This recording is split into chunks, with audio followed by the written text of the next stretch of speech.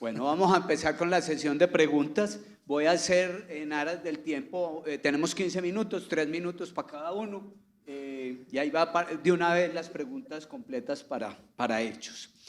La primera para el doctor Álvaro García. ¿Se le debe realizar ferrocinética a todo paciente con enfermedad renal crónica? Sí. Si el paciente tiene alteración en la ferrocinética, pero los niveles de hemoglobina están normales, ¿se debe hacer intervención farmacológica? Doctor, eso ya está demostrado. A partir del 2019, las guías CADIGO cambiaron completamente y le dieron la importancia especial que tiene el hierro. El hierro es más importante que la eritropoyetina. Perdón, que la eritropoyetina. ¿Por qué? Porque si usted tiene déficit de hierro, a través del tiempo va a haber anemia. Nosotros vemos pacientes que actualmente tienen una hemoglobina y que con el tiempo va cayendo y va cayendo. La gente dice, ¿por qué? Sencillamente porque no tienen reserva de hierro. Correcto, pero entonces si tenemos un paciente con una hemoglobina, por ejemplo, de 12,1, sí, pero tiene una ferritina de 90 y una saturación de transferrina de 16, ¿se le debe hacer represión de hierro? Debe corregirse. Muy bien. La siguiente pregunta es, habitualmente al consultorio de los nefrólogos llegan pacientes ya prescritos con eritropoyetina y lo habitual es que, me atrevo a decirlo, ustedes me contradecirán, los pacientes ya están recibiendo eritropoyetina pero no tienen una ferrocinética. ¿Se debe hacer una represión de hierro antes de empezar eritropoyetina o se debe hacer o se puede iniciar simultáneamente? Normalmente debería tener una ferritina, es decir, no comenzar... No, ya tiene, ya me refiero a, el paciente tiene un déficit de hierro funcional o real. Le empezamos eritropoyetina simultáneamente con la represión de hierro o hacemos primero represión de hierro y después incorporamos eritropoyetina si la requiriéramos. Depende del nivel de hemoglobina y depende cómo vamos a administrar el hierro. Si usted va a administrar hierro por vía oral, olvídese de eso. ¿Por qué? Porque necesita por lo menos 3-4 meses para poder reemplazar o subir la ferritina. Pero si usted utiliza los hierros modernos o los hierros de tercera generación, usted con una sola dosis puede poner 1000 miligramos de hierro. ¿Pero entonces, le pone eritropoyetina simultáneamente o espera a completar la represión? No, inicialmente debe corregirse el hierro y después la eritropoyetina. Ok, muy bien. Doctor Lopera, o sea, hoy hemos hablado aquí mucho de los 4 fantásticos, para algunos 3, para mí seguirán siendo 4. Este uso, esperamos, creo, estamos de acuerdo en que vamos a continuar usando los IECAS y los ARA2 sin suspenderlos. Vamos a incorporar la finerrinona en el momento en que la tengamos liberada. Posiblemente nos vamos a enfrentar a un grupo de pacientes con incrementos en los niveles de potasio. ¿Será que es que entonces nosotros vamos a terminar como con 8 fantásticos y vamos a tener que incorporar estas resinas de intercambio catiónico para el manejo de nuestros pacientes y poderles dar lo que ellos necesitan? Magnífica pregunta, yo creo que este es el 5º fantástico, no tengo duda, porque los factores de riesgo no van a desaparecer, la diabetes no va a desaparecer, la falla cardíaca no va a desaparecer y el pilar de los medicamentos modificadores de enfermedad están basados en esos 4 fantásticos previos. ISRA, antagonista del receptor de mineralocorticoide cuando tengamos disponible finerenone y obviamente eso se va a mantener en el tiempo. Por lo tanto, el riesgo de hipercalemia siempre va a estar en esos pacientes. Por lo tanto, el uso de esta terapia coadyuvante tiene que ser a largo plazo para que nos permita que no descontinuemos y que tengamos las dosis máximas que han mostrado beneficio en el impacto de los pacientes con comorbilidades ya mencionadas, falla cardíaca, diabetes mellitus y la misma enfermedad renal crónica. Entonces, la respuesta es sí, se deben usar simultáneamente con ese tipo de medicamentos modificadores de enfermedad. ¿Y cuál realmente es esa meta de niveles de potasio que queremos tener? El potasio en un nivel de seguridad que ha demostrado que no desencadena mortalidad cardiovascular es menor a 5.5, entre 5 y 5.5.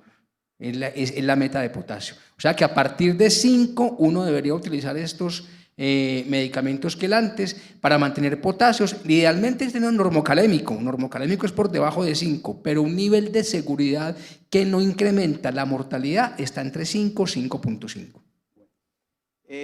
Lo que vemos es que los médicos recibimos los exámenes de laboratorio con los niveles de potasio altos y entramos en pánico.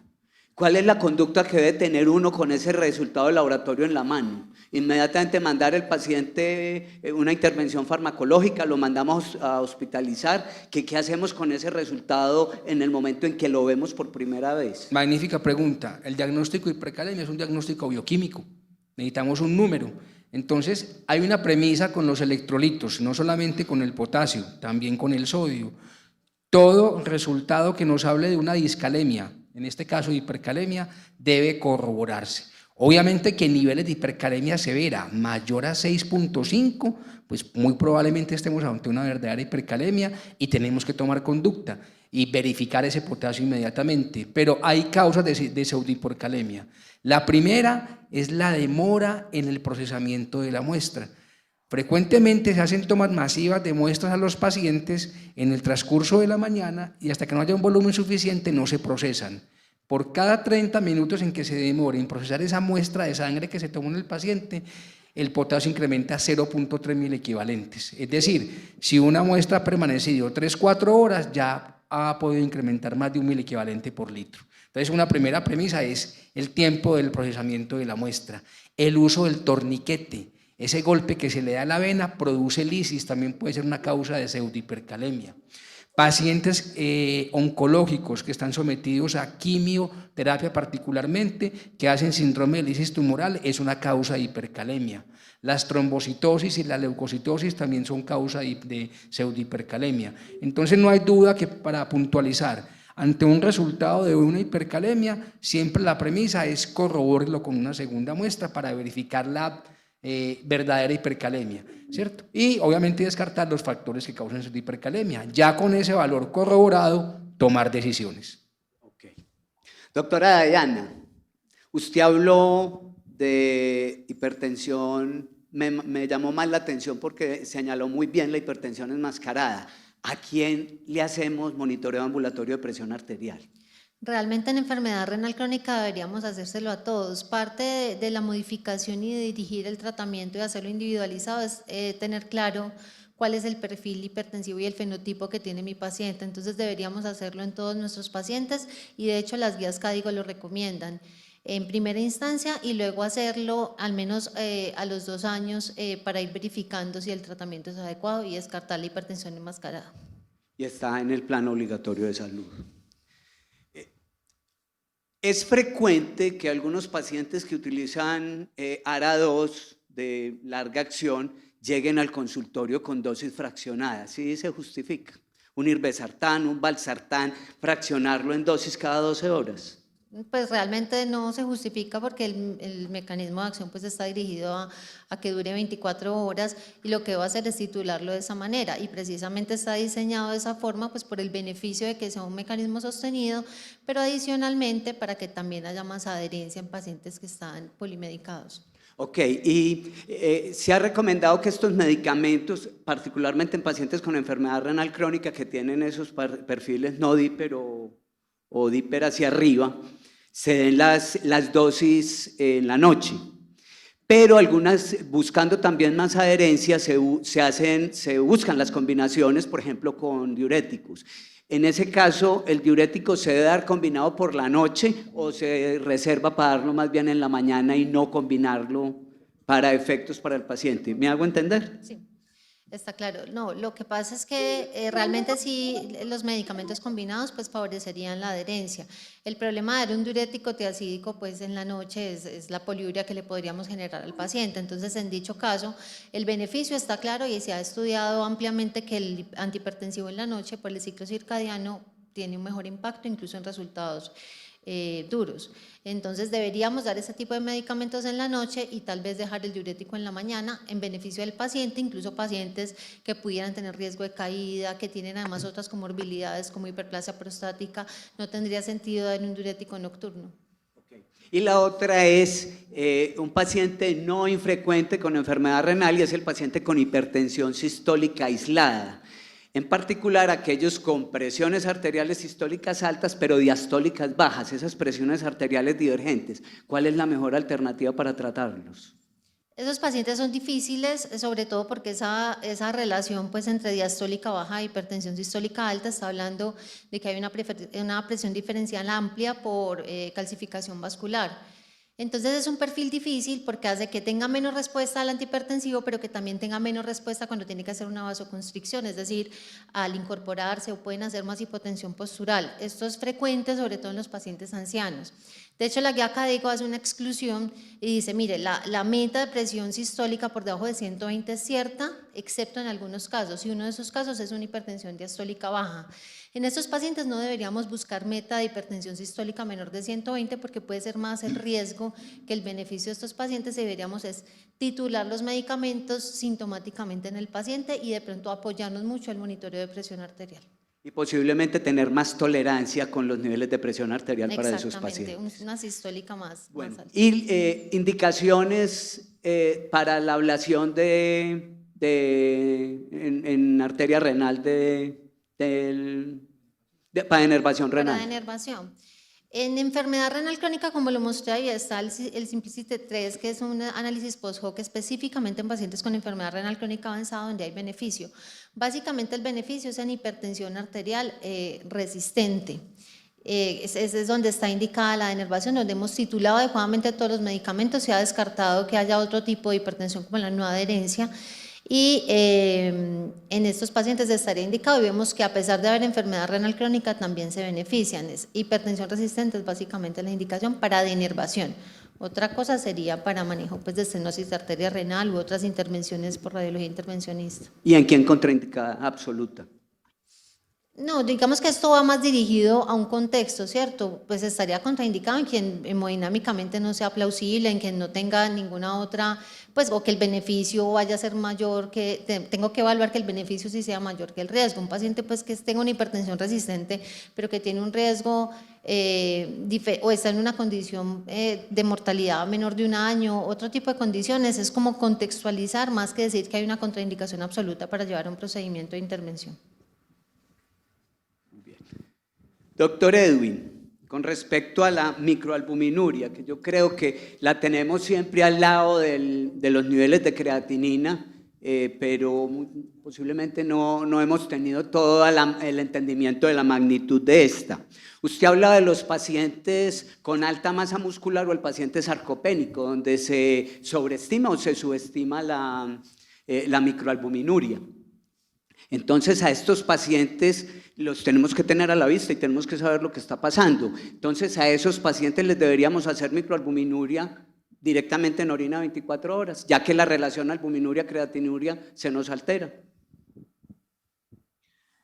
Bueno, esa es una muy buena pregunta. Yo creo que hay dos características allí. Es claro decir que los pacientes para seguimiento de enfermedad glomerular son pacientes que si tienen una masa muscular muy elevada, si son mujeres, si son pacientes caquéticos o con una masa muscular muy disminuida, la intervención adecuada es realizar la albuminuria en 24 horas o la proteinuria en 24 horas. Ahora bien, si es para tamizaje, para seguimiento en pacientes con hipertensión o diabetes, la recomendación en general en el mundo, tanto las guías CADIGO como las guías europeas, dicen que definitivamente sí el método, el gol estándar para realizar el diagnóstico seguimiento es la relación albuminuria-creatinuria. Sin embargo, tenemos que tener en cuenta que esas características fenotípicas de la masa muscular, del sexo, son condiciones que eventualmente podemos dar, pero no significa ello que para todo paciente,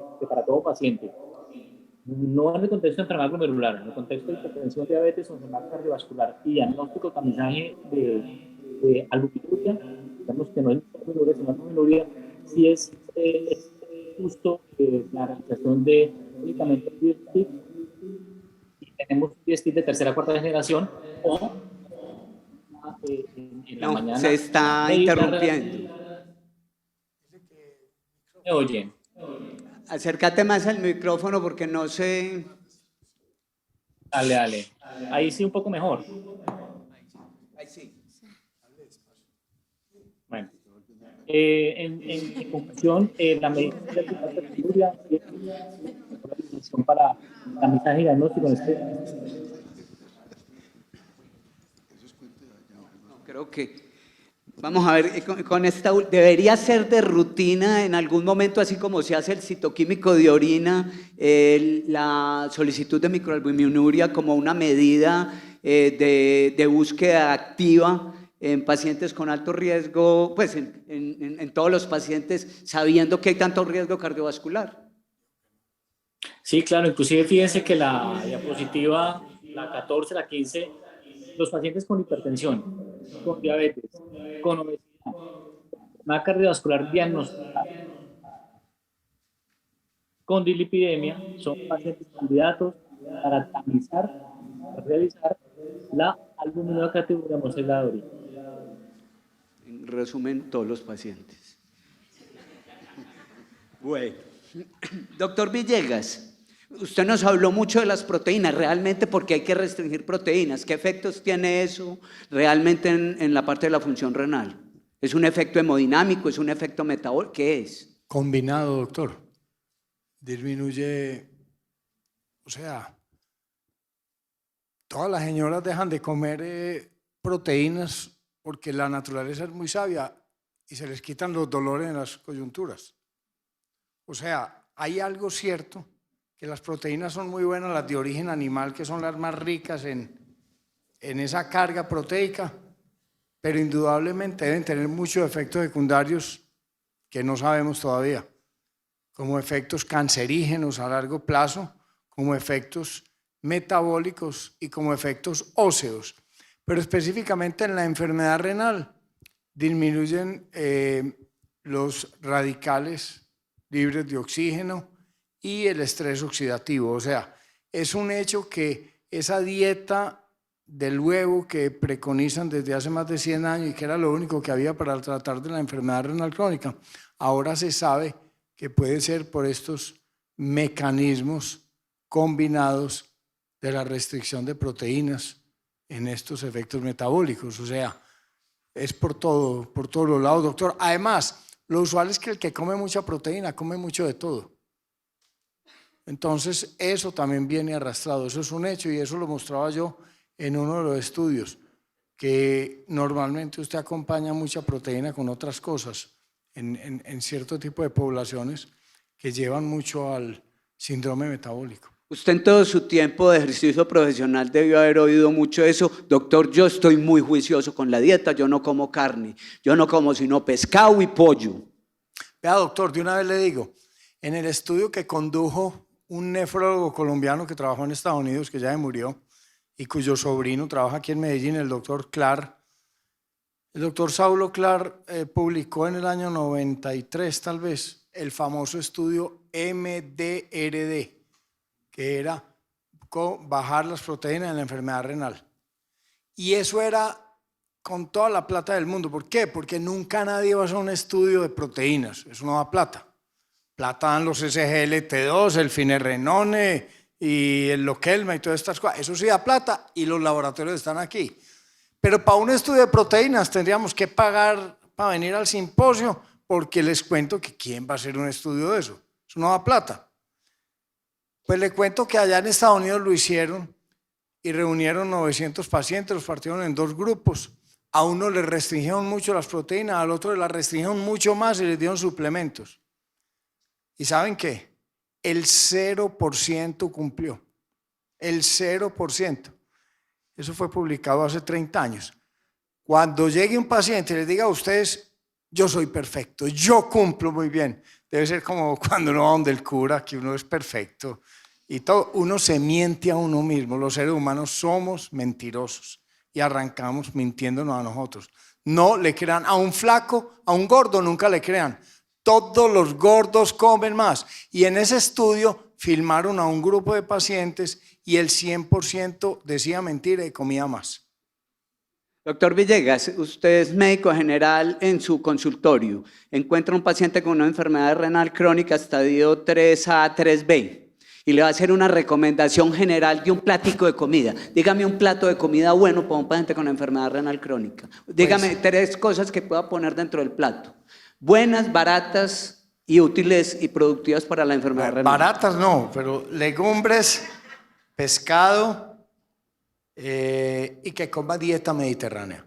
La dieta mediterránea es lo mejor. ¿Qué es dieta mediterránea? La dieta mediterránea es la que llevan en Grecia, Italia. Yo sé dónde es el Mediterráneo. No, yo sé. ¿Qué es dieta mediterránea? Y digo porque esa gente... Usted me dice que en un minuto, doctor. Sí.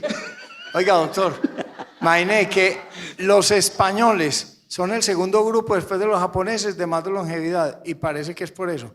Y usted, doctora, que vive en Valencia y la familia vive en Valencia, la dieta mediterránea, mucho aceite de oliva, productos de mar, frutos secos y vinito. Muy bien. Muy bien. Muy bien.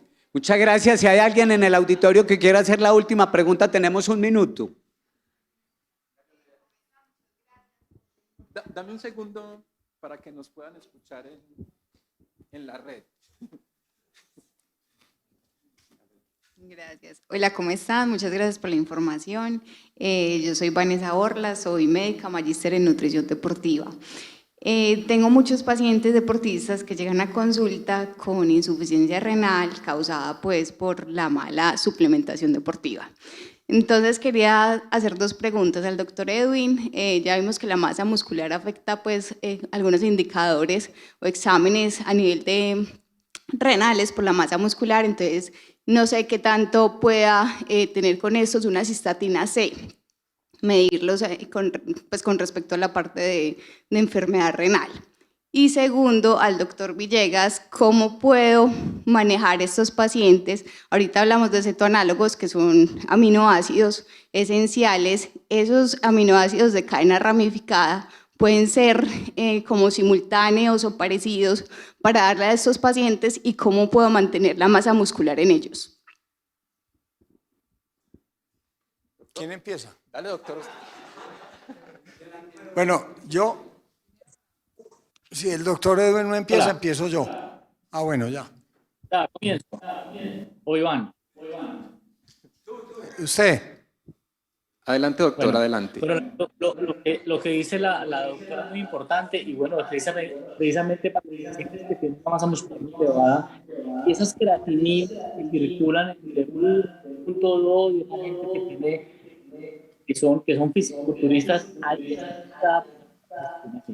incluso hay fórmulas en las cuales pueden hacer creatinina, cistatina, las miden ambas para evaluar aproximadamente la filtración glomerular, precisamente para no tener ese problema, ese sesgo en los pacientes con una masa muscular muy elevada.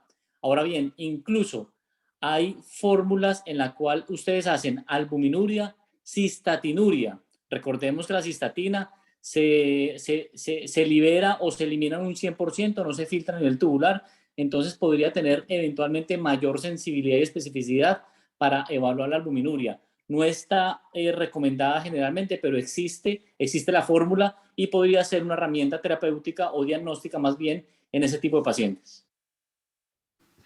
El problema de la cistatina es el costo, pero si todos la empezamos a mandar, con seguridad que el costo baja.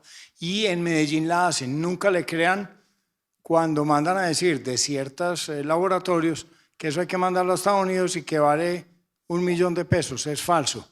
Se hace, en el hematológico lo hacen, vale como $200.000, o sea, lo hacen en varios sitios, lo hacen en Synlab.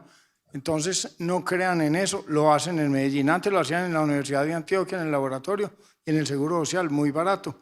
Pero bueno, eso fue en otra época. Respecto a la doctora sabe mucho más que nosotros de esto y podemos cometer errores en lo que le vamos a decir. Sin embargo, la verdad es que los suplementos proteicos, la carnitina y todo eso, no daña el riñón. Pero sí sube la creatinina. Y hay unos poquitos casos descritos en la literatura de gente que le ha dañado el riñón del todo con esa dieta. Pero para el exceso de promoción que hacen quienes venden esto. ¿Quiénes venden esto? Pues los dueños de los laboratorios y los profesores. Y le dicen, ¿usted quiere esto? Entonces vea, tómese esto que va a tener chocolatinas y venga con todo esto. Y esos muchachos llegan a la casa, papá, deme 220.000 pesos cada 15 días, que le vale un tarro de esos, porque es un negocio. O sea, si usted tiene una buena nutrición, no necesita eso. Y esto no está recomendado para pacientes que solo para pacientes con enfermedad renal, porque lo que hace esto es que usted disminuye la carga proteica que va a botar, o sea, el nitrógeno ureico. Usted no va a botar tanta basura. Los cetoanálogos en los pacientes con enfermedad renal proveen el 50% de las necesidades proteicas de una persona. El resto lo tiene que comer. Usted es imposible que le dé todo. ¿Sabe para quién se me ocurre que sería esto muy bueno? Para el que viaje al espacio, porque entonces produciría menos productos metabólicos y llevaría menos comida. Pero lo que usted dice, doctora, no está indicado en suplementación para ejercicio. ¿Listo, Mauricio? Bueno, muy bien. Muchas gracias. Con esto terminamos la sesión de preguntas. Damos doctor cierre Edwin. al 16º Simposio de Nefrología el Día en un Día.